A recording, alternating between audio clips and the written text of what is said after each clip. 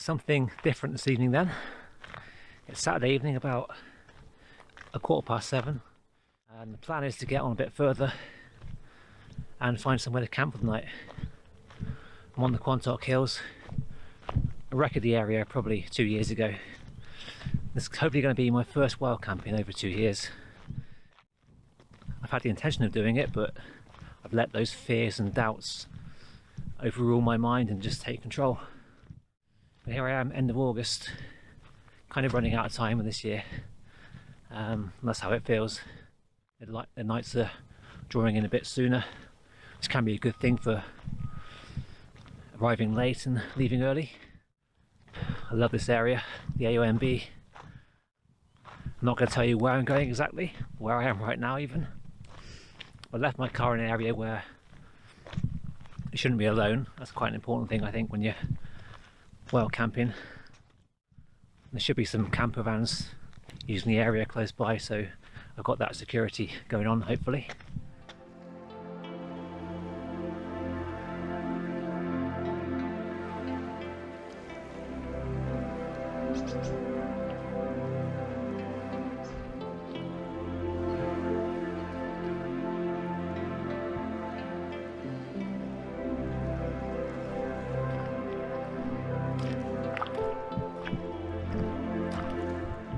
Come down to this coombe before crossing over and up to the next hill.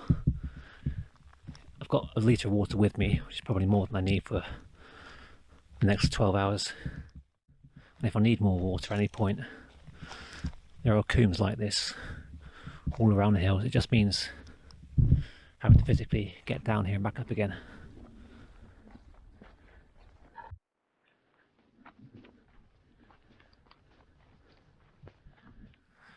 Over there is the sun setting further west, and here's the view from hill number 2. Looking back towards where I was. I was going to cook and eat up here, but I've abandoned the site because there's a pickup truck on top with 2 people hanging around, so obviously they have some access to this area, which I don't potentially have for the night. They probably saw me coming up and down again, but I'm going to carry on now across the hill over the next coombe, I think, and then on towards my intended destination. I have thought about camping up here. Going back several years now, I had the idea first, but there are always sheep present, and to me that means not only is there sheep poo on the ground like everywhere, but also, as I'm saying, well, there's livestock that could be a farmer or a landowner coming up here in the early hours or late in the evening to come and check up on things.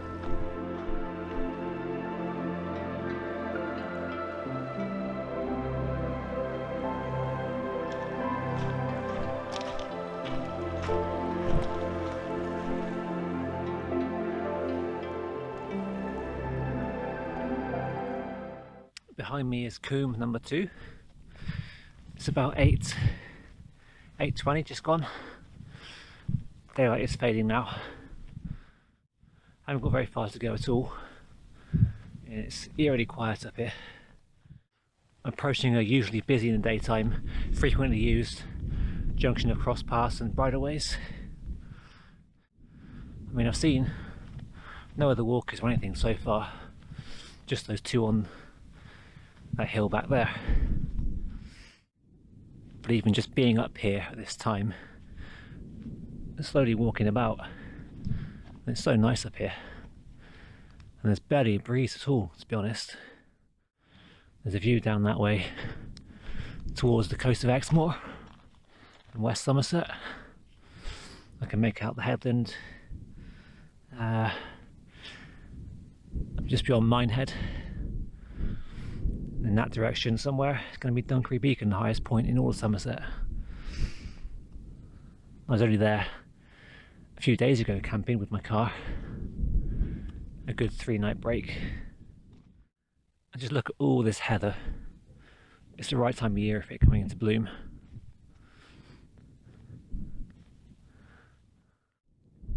The time is now 8:45 and I've arrived at my destination. Down that way you're going to have places like Taunton, if you can barely see the lights, And this way again you've got Exmoor, and down that way is Minehead and the coast. And apart from that, there's quite a few sheep about. It's quite an interesting walk up here along the path. At first I was unintentionally shepherding some sheep up the way and towards my destination. Ahead of them I spotted a herd of young deer, and then stags ahead of them, so there's quite a lot going on this evening in this area. And as far as I can see, there are no headlights up here, no head torches either. And again, I've seen no walkers, no cyclists, no horse riders. So I may just well be the only person camping here tonight. And no sooner I've said that, I've just been down a bit further on across the hill. I've seen the silhouette of some cows a bit further on, so I'm suddenly panicking. I don't mind walking past cows, but camping near them, I'm not too sure about doing that, because if they get alarmed about me, they might try and attack me or get caught in a tent or something. So I'm going to walk on for a bit more and try and get up with a plan B if I can. There's so much space up here. I'm sure I could find somewhere a bit further on. I doubt you can see much. It's now 5 to 10. The tent is sort of pitched. The inner's not very good. It's my first time in a long time doing this inner. But it's up. I can almost sleep in this. That's better. Yeah, not a great job, not very even. But again, first time over 2 years. I think it's overdue time for some dinner. Tent is the Lux Hex Peak V4A. I'll do a separate video sometime showing you how I kind of normally pitch it in better light conditions. Right, if you can see me, it's just gone 5 AM. It's probably a good time to get up and start packing away things. I had a fairly decent night's sleep, to be fair. Don't normally sleep well when I'm camping. No big disturbances, thankfully. I heard the occasional chewing of grass around the tent, but that's it. Nothing inside that I could tell of. I've forgotten how cramped this tent can be. I don't know how much you can see of this. But basically I've picked it so badly that I've got like, mesh in my face and mesh on my feet. And where the inner was sticking out through the outer, I know what I mean. Yeah, I got quite cold feet in the night. So I had to move a few times and sort of readjust myself. There's probably going to be some condensation on the inside of the outer. Quite a lot of dew on the ground when it's pitching up, and a lot of sheep poo as well. I'll try and start packing away first and think about breakfast. Right, to give you an idea of the kit I've got in here, this quilt is the Alp Kit Cloud Base. Inside of that I've got the Cedar Summit Thermalite Reactor. I'm sleeping on the Alp Kit Numo mat, which is quite a new purchase. Very comfortable. It inflates to 80mm thick, so it's pretty good in that sense. And beneath that, if you can see it, I've got this thin aluminium mat. I bought this off eBay from a company called Wild Sky Gear. Sky as in the name Sky or Isle of Skye. But Sky, who runs it, does a lot of like Cuban fibre, really ultralight stuff. It's worth looking into if you're into all that.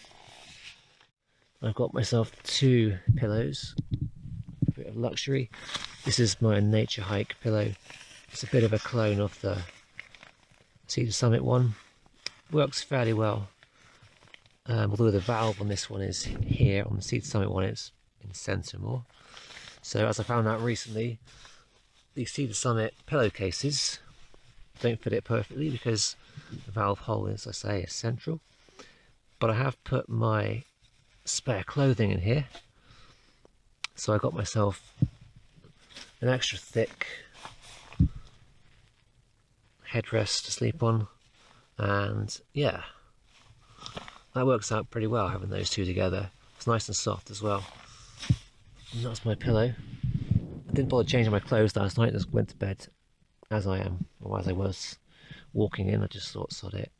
Didn't even have dinner either, so breakfast's pretty important right now. Yeah, plenty of condensation on the tent here. Maybe you can see that. And outside it's still quite dark. I thought it'd be lighter than this. But there is a half moon up there. That's pretty cool. Didn't see that last night. Still see quite a few stars. I saw the Big Dipper last night right above me. My stove this morning is the Optimus Crux, not the Crux Light. I've got the Optimus windshield. I doubt I need that right now. It's very, very still up here. And then, yeah, just the Optimus feet and my cookware. I've got the Outkit 650 mug, and I've got an Outkit bowl for my breakfast.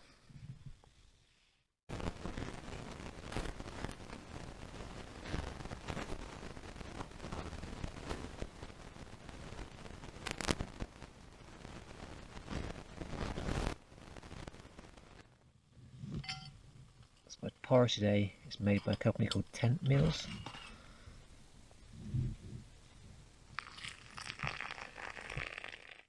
That's the pack it came in, quite small, hand-sized. Subtly cinnamon breakfast. Should be good. And I've got a tea bag to go in the rest of the water. So dinner last night would have been this bag of pasta, stir-in sauce, and a bit of pepperoni. Nothing gourmet about it. Simple, easy to do. I even packed some olive oil to stop it sticking to the pan. Well, it's nearly 6:05. Sun's rising to the east over there. Here's my tent, a bit more clarity this time. A bit of daylight coming out. So I've nearly finished packing up. There was a natural water source close by if I got really desperate for it. Wouldn't be my first choice, of course. I'm going to carry on shortly, walking back this way. And I'm going to go towards the highest point on the Quantock Hills. My tent really is just dripping wet inside and out. I've got no towel with me, so I'm just going to have to bundle it up and dry it when I get home. But you do get a pretty good vegetable space in here, it's got to be said. You can dump all your gear there and sleep at the back, or get the two-person inner.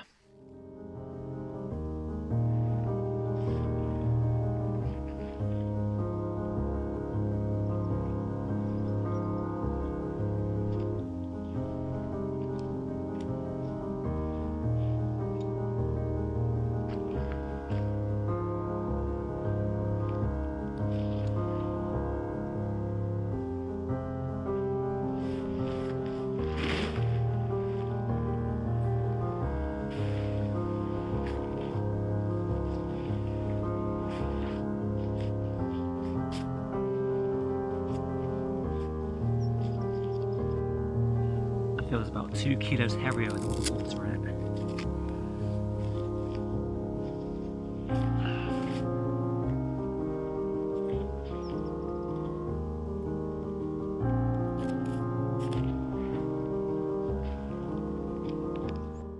I've managed to secure my outer tent under the lid of this rucksack. It's a low alpine Air Zone Trek Plus 35 to 45. I've had it for a few years, but I hardly ever use it these days. I was thinking that I could pack this one up rather than my 50 litre and then somehow just keep things more minimal, but that clearly hasn't happened. So I should probably look again at trying to sell it. But it's a good pack, it's just one I don't really use, sadly. I've got too many others to choose from. You can kind of see where I was on this patch here. No trace left, not even a tent peg or a bit of rubbish. A bit of blue sky for the day ahead.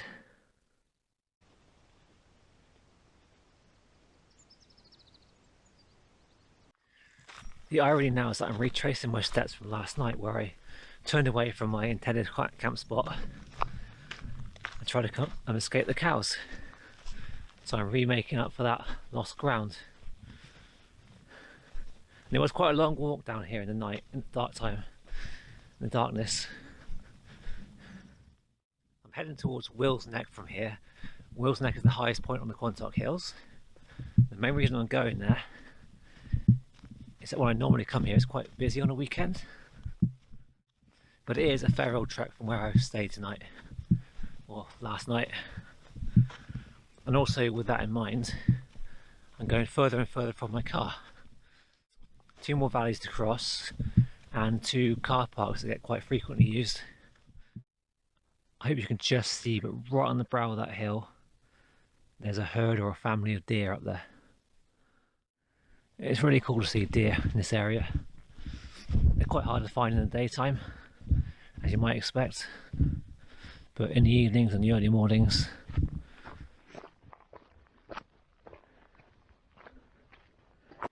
it's not even 10 to 7 in the morning. Just past another walker, elderly guy, probably about 70, and before that I saw 2 guys further down one of the valleys, possibly packing away a tent. I couldn't quite see what they were doing. Maybe they're landowners and farmers doing some preparations for the day's work, I don't know.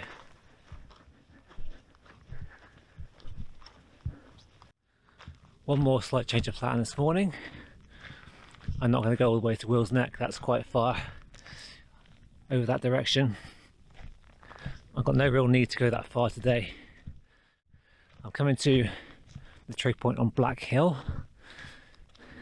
This one is, I believe, the highest point in the northern half of the hills. So probably the second highest point on the Quantocks. There's a Black Hill on almost every hill range in the UK, or so it seems. Here we are, Black Hill trig. Sunlight getting a bit stronger, breeze picking up. I'm going to delayer briefly here and then carry on. As I left Black Hill, another walker was approaching the summit. It's suddenly getting quite busy here. And it's only just 7 o'clock now. Well, fair play to them. And so 2 weeks from now I start the Cleveland Way, all going according to plan. I'll do a separate video about that one and my plans for the itinerary each day. So this kind of wild camp was a bit of a practice to get back to using a tent again and carrying a bit of gear on my back. I left home yesterday carrying almost 12 kilos. It's not ultra light, I know. I had a litre of water in there as well as my camera gear and some food for one night and a whole morning. It's been a good experience coming out here camping, even though it's not gone quite according to plan. I've not enjoyed it as much as I thought I might, but again, with the kind of situation, having to move on, or choosing to move on in darkness, it's been a bit unnerving at times. My only concern right now is getting back to the car and hoping the car is okay.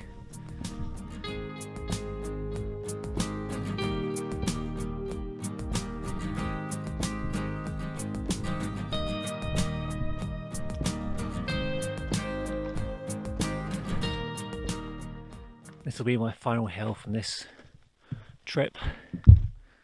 It's actually a former hill fort.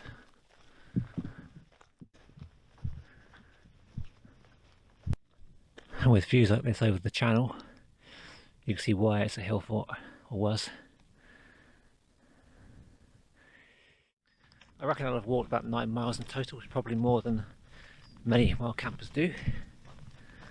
I should also mention that I've got no permission to be here, no right to camp on this land. If you are going to do it yourself, any AONB or national park, you should ideally find a landowner who gets permission first. But if you can't find them, you've got no idea where or how to find them, as I did, arrive late, well, not quite as late as I did, and leave early, and of course leave no trace of your presence, no litter, no tent pegs.